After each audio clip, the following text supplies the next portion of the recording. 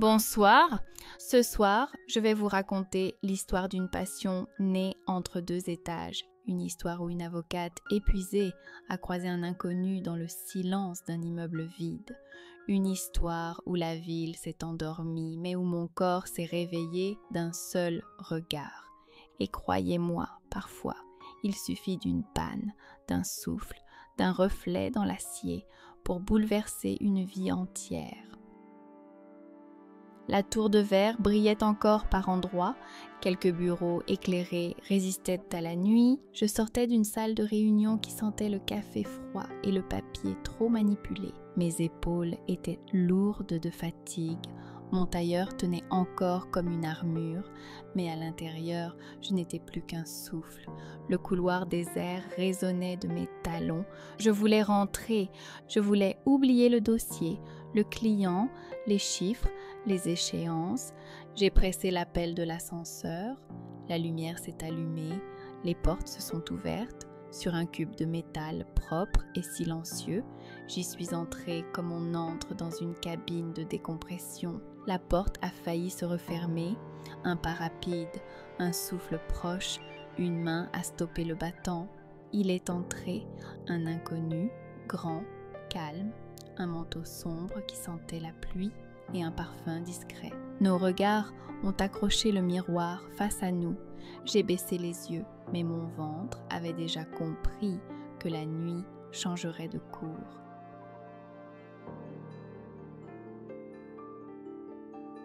L'ascenseur a commencé sa lente ascension. L'écran défilait des chiffres sans importance. Dans le miroir, nos silhouettes se mesuraient, se frôlaient, sans se toucher. Sa présence remplissait toute la cabine. Un silence tendu, dense, presque physique. J'ai rangé une mèche derrière mon oreille. Mes doigts tremblaient à peine. La lumière douce dessinait mes clavicules. Je voyais ses épaules, le pli de sa mâchoire, les veines sous la peau de sa main.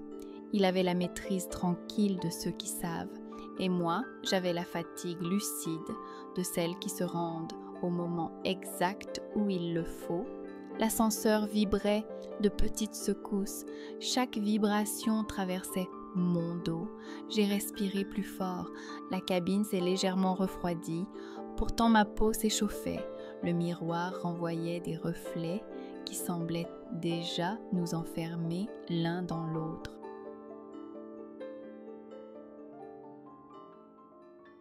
Un à coup, la cabine a tressailli, la lumière a vacillé. Nous nous sommes rapprochés d'un demi-pas. Le métal a gémi, je sentais son souffle près de ma tempe. Mes lèvres se sont entr'ouvertes, j'ai levé le visage. Le baiser était là, suspendu dans le battement d'un néon. Une alarme lointaine a clignoté. La cabine a redémarré d'un soubresaut. Nous avons reculé d'instinct. Le miroir est redevenu un mur froid. J'ai serré ma pochette trop fort. Le goût de l'instant manqué m'a brûlé la langue plus sûrement que du vin fort. Ce baiser qui n'avait pas eu lieu s'était pourtant inscrit dans ma peau.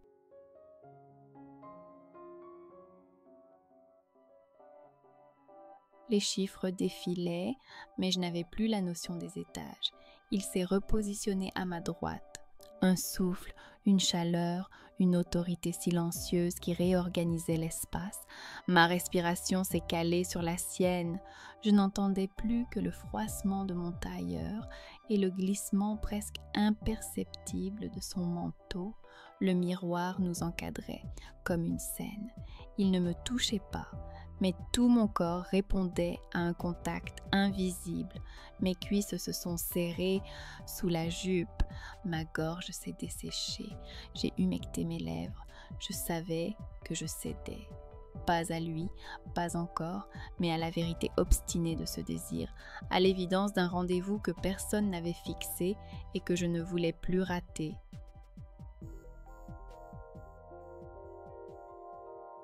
Nouveau sursaut, la cabine s'est arrêtée entre deux étages. Plus de bourdonnement, un silence épais, une respiration qui n'était plus la mienne. Il s'est avancé, sa main a trouvé ma taille, ferme, sûre, sans brutalité. mais sans appel. Mon dos a rencontré la paroi froide. La différence de température a fait jaillir une onde sous ma peau. Sa paume m'a ancrée. Son autre main a saisi ma nuque lentement, comme pour vérifier que je venais. Je suis venue. Le baiser m'a coupé le souffle.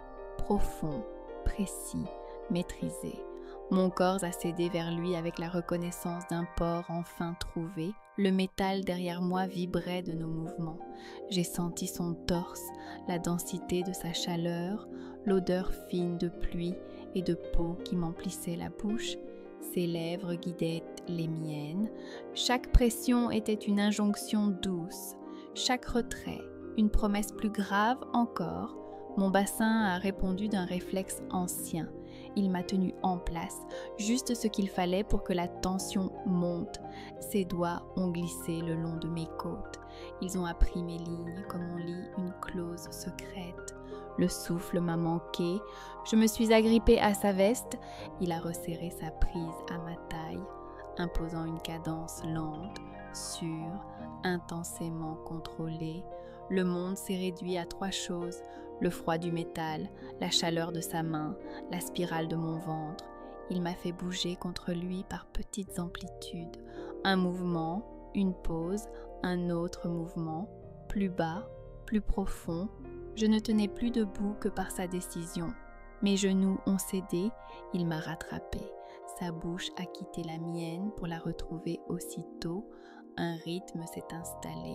Il a trouvé le mien, ou alors c'est moi qui ai trouvé le sien.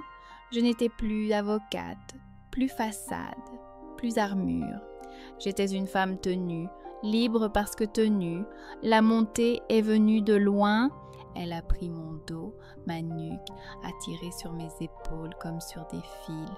Je l'ai senti m'ouvrir de l'intérieur. Mes doigts ont cherché son poignet. Je l'ai serré comme on signe. Net, sans retour, quand j'ai basculé, la cabine a semblé se dilater puis se contracter sur nous. Un blanc tiède a remplacé tous les bruits. Je n'ai gardé que le battement sourd dans mes tempes et sa main qui me tenait au monde.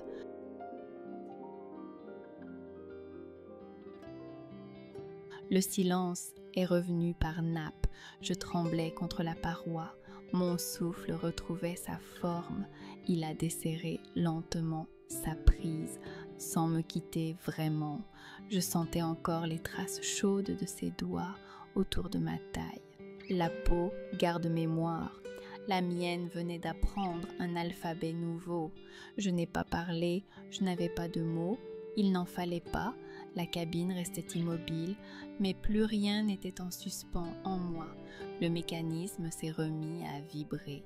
Une sonnerie douce, les portes ont glissé, un palier désert, moquette grise, lumière de veille. Il m'a laissé passer la première.